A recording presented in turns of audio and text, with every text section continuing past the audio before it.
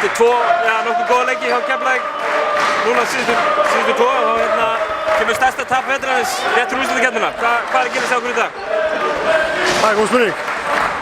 Ég myndi vita að þetta verður ekki gerst. Við bara mættum ekki tilbúinir, þú veist. Þeir tímabili voru undir á þeim, þeir eru út að vinna til að komast í play-offs, allir tryggja allavega og við bara vorum langt frá því að matcha intensity þeirra. Það hafi haft mikil áhrif á þennan leik, að þið voru öruggir en ekki þeir? Já, alveg örugglega sko, þó við töluðum endalaust að láta það ekki trufla okkur.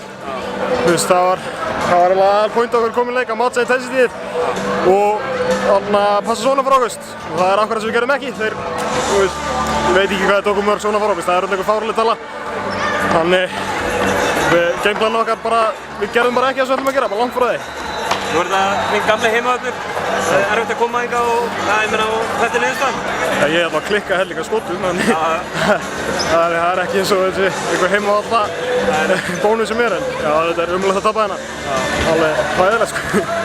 Eins og ég segi, tveir góði leikir hjá okkur síðast og svo eitt slæmur í kvöld. Hvað þurfum við að gera til þess að ná smá stöðuleika fyrir úrslitakeppnina?